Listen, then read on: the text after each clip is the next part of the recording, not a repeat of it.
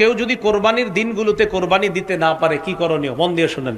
নাবালকের পক্ষ থেকে অভিভাবক কোরবানি যদি দেয়, আদায় হবে কিনা? যে ব্যক্তি কোরবানির দিনগুলোতে মুসাফির থাকবে তার উপর কি কোরবানি ওয়াজিব? কার উপর কোরবানি ওয়াজিব? রাতে কোরবানি করা যাবে কিনা? রাতে কোন কোন পশু দ্বারা কোরবানি করা যাবে? এক পশুতে শরীকের সংখ্যা। কোরবানির গুরুত্বপূর্ণ কিছু মাসালা আমরা মনে রাখবো, বলেন ইনশাআল্লাহ। মুসনাদে আহমদের একটা বর্ণনা আছে, রাসূলুল্লাহ সাল্লাল্লাহু আলাইহি সাল্লাম বলেন, মান ওয়াজাদা সাআতান ওয়া লাম ইউদহি, কারো সামর্থ্য থাকার পরেও যদি সে কোরবানি না করে, ফালা ইয়াকরাবান্না মুসাল্লানা, সে ব্যক্তি যেন আমাদের ঈদগাহে না আসে। যে ব্যক্তি সামর্থ্য থাকার পরেও কোরবানি না করে সে যেন আমাদের ঈদগাহে না আসে। ঈদগাহ আসে। রাসূলুল্লাহ সাল্লাল্লাহু আলাইহি সাল্লাম এক হাদিসের মধ্যে বলছেন, ইন্নাহা লাতাতি ইয়াউমাল কিয়ামাতি বিকুরুনিহা ওয়া আশআরিহা ওয়া আজলাফিহা, কোরবানির যেই প্রাণী, এই প্রাণী কিয়ামতের ময়দানে উপস্থিত হবে, বিকুরুনিহা তার শিং সহ, ওয়া আশআরিহা তার পশম সহ, ওয়া আজলাফিহা তার খুর সহ উপস্থিত হবে কোরবানির দাতার পক্ষে সাক্ষী দেওয়ার জন্য। সে উপস্থিত হবে, মানে সব দেওয়া হবে প্রচুর।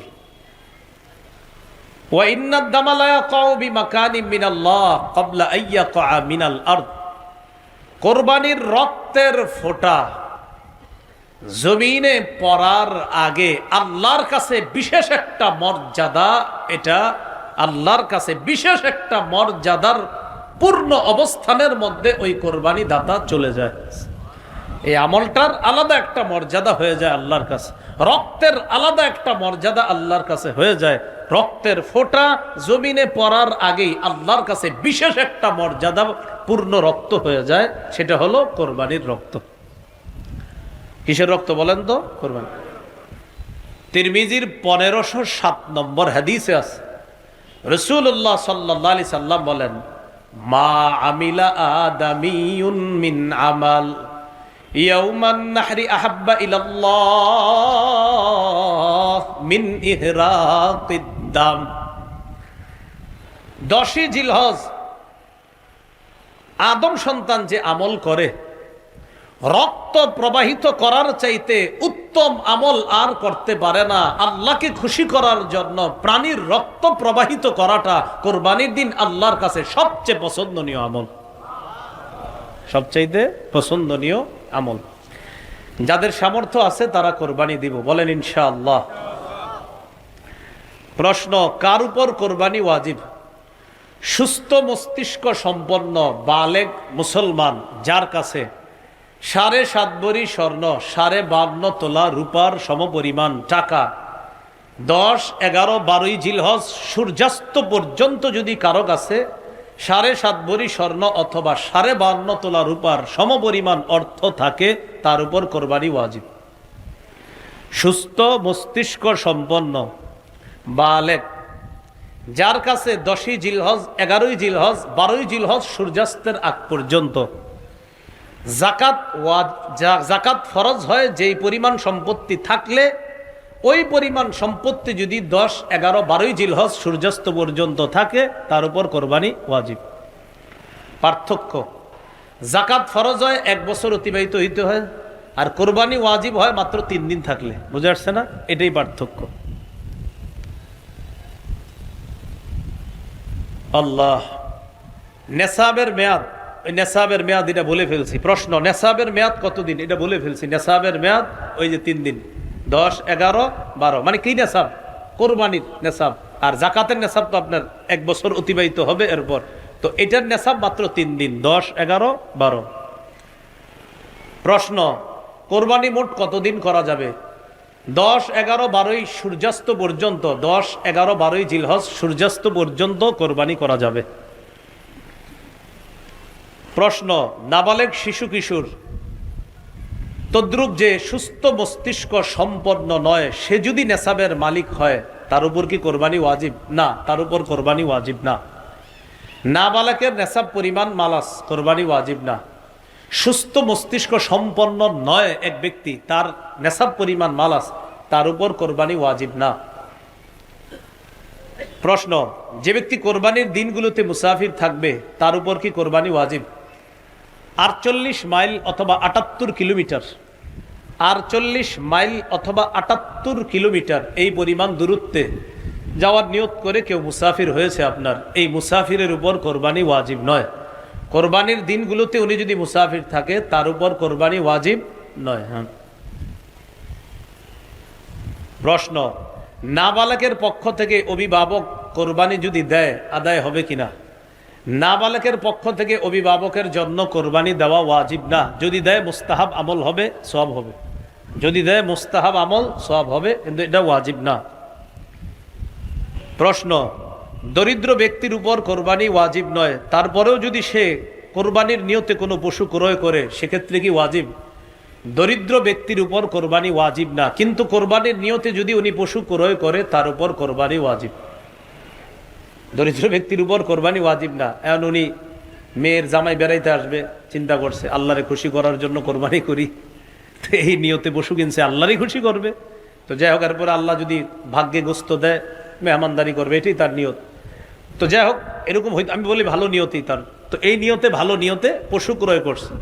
এই দরিদ্র ব্যক্তি, তার উপর কোরবানি ওয়াজিব কিনা? পশু ক্রয় না করলে কোরবানি ওয়াজিব না, কিন্তু কোরবানির নিয়তে করে ফেললে, যদি পশু ক্রয় করে ফেলে তার উপর কোরবানি ওয়াজিব। প্রশ্ন, কেউ যদি কোরবানির দিনগুলোতে কোরবানি দিতে না পারে কি করণীয়? মন দিয়ে শুনেন। 10, 11, 12 জিলহজ সূর্যাস্তের আগ পর্যন্ত কেউ যদি কোরবানি দিতে না পারে কি করণীয়? খুব ভালো করে আমার দিকে তাকান, তাহলে বুঝবেন।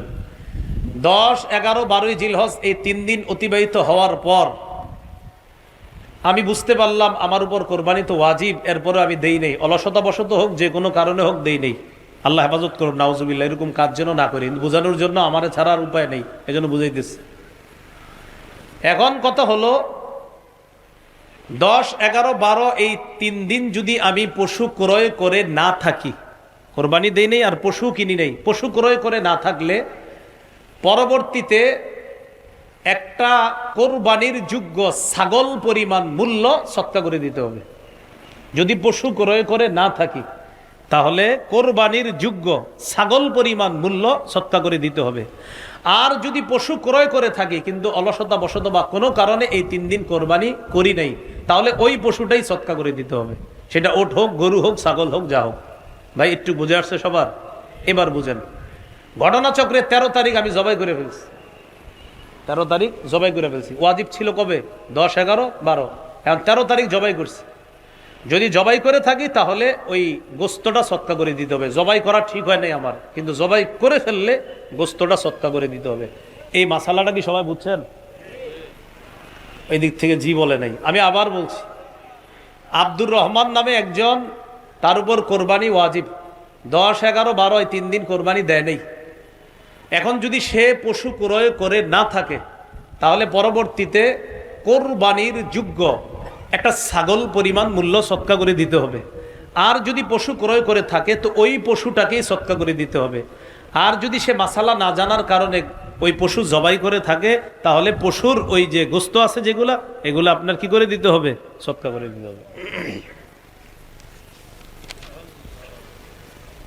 প্রশ্ন, প্রথম দিন থেকে কোরবানি করা কখন থেকে উত্তম? বাস ঈদের নামাজের পর থেকে। আগে আগে ঈদের নামাজ পড়বেন, আগে আগে ঈদের নামাজ পড়ে আগে আগে কোরবানি করবেন, এটাই উত্তম।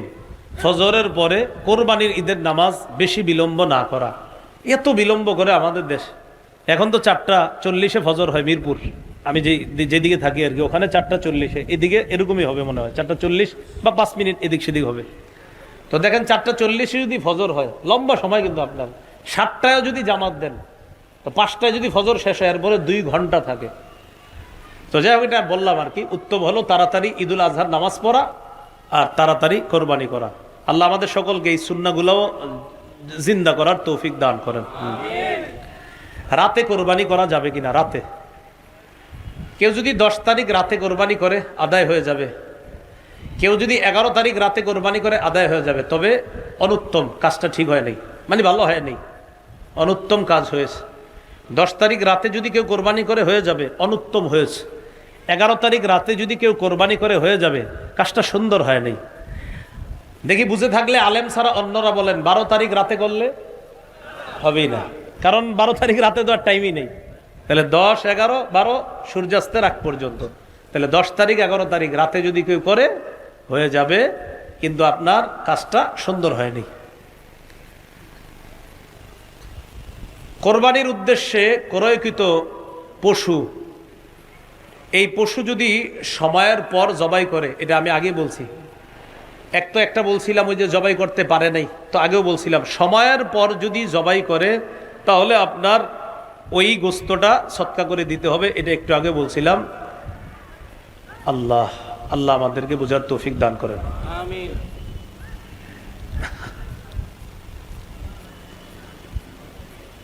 জীবিত পশুটা কিনছিলেন, খুব বুঝেন, 50,000 টাকা দিয়ে জীবিত পশু। এখন এই পশু আপনি ভুলে জবাই করে ফেলছেন। এখন জবাই করার পরে গোস্ত মাপার পরে দেখেন কি এই পশুর গোস্তের দাম হয় 45,000, কিনছেন কত দিয়ে?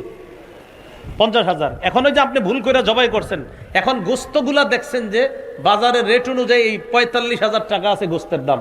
গরু কিনছেন কত দিয়ে? ওই আরো 5,000 টাকাও সৎকা করবেন, গোস্ত সৎকা করবেন, আর ওই যে 5,000 টাকা এটাও সৎকা করবেন। বুঝেছেন কথাটা? আপনি কিনছেন, কেনার পর এখন ভুল কইরা জবাই করেন নাই, কোরবানির দিন চলে যাওয়ার পর জবাই করছেন, জবাই করার পর এখন গোস্ত সৎকা করে দিবেন।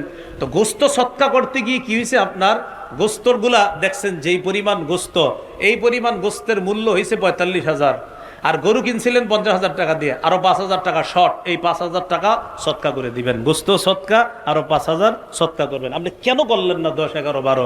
এটা আপনার জন্য পানিশমেন্ট। হ্যাঁ, কোন কোন পশু দ্বারা কোরবানি করা যাবে? ওট, গরু, মহিষ, দুম্বা, ভেড়া ইত্যাদি, এগুলো দ্বারা কোরবানি করা যাবে। কোরবানি করার ক্ষেত্রে যেসব পশু কোরবানি করা যাবে সেক্ষেত্রে নর নারী হলে কি সমস্যা আছে? না, সমস্যা নেই। গরু, গাবি, ছাগল, ছাগি, কোনো সমস্যা নাই। নতুন 2-3 বছর ধরে একটা স্লোগান উঠছে যে খাসি দিয়ে কি কোরবানি হবে কিনা, এই জাতীয় আরো কিছু বিষয় উঠছে। বিষয়গুলো এমন না, নর নারী উভয়টা দিয়ে কোরবানি হবে। পশুর বয়স সীমা কত? ওট কমপক্ষে 5 বছর, গরু কমপক্ষে 2 বছর, ছাগল কমপক্ষে 1 বছর, ভেড়া দুম্বাও 1 বছর। মন দিয়ে শুনেন, ভেড়া দুম্বাও 1 বছর। বলেন, ভেড়া দুম্বাও, ছাগল। হ্যাঁ, ভেড়া দুম্বা 6-7 মাস হওয়ার পরে দেখতে যদি 1 বছরের মতো হৃষ্টপুষ্ট মনে হয়, হয়ে যাবে।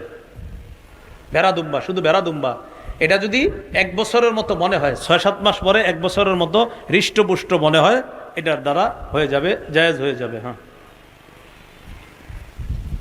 প্রশ্ন, এক পশুতে শরীকের সংখ্যা, ওট, গরু, মহিষে 7 জন শরীক হতে পারবে। ওট, গরু, মহিষে কয়জন শরীক হতে পারবে? 7 জন। সহিহ মুসলিমের টন টনে সহিহ হাদিস এবং তিরমিজির টন টনে সহিহ হাদিস। রাসূলুল্লাহ সাল্লাল্লাহু আলাইহি সাল্লামের সাহাবী জাবির ইবনে আব্দুল্লাহ রাদিয়াল্লাহু তাআলা আনহু বলেন, নাহারনা মা রাসূলিল্লাহ সাল্লাল্লাহু আলাইহি সাল্লাম, আমরা নবীজির সাথে নহর করেছি হুদাইবিয়ার যুদ্ধের দিন। আল বাদানাতা আন সাবআতিন ওয়াল বাকারাতা আন সাবআতিন, ওট 7 জনের পক্ষ থেকে, গরু 7 জনের পক্ষ থেকে। তাহলে 7 শরীকে কোরবানি জায়েজ আছে। 2 জনে জায়েজ, 3 জনে জায়েজ, 4 জনে জায়েজ, 5 জনে জায়েজ, 6 জনে জায়েজ, 7 জনে জায়েজ, এর বেশি না।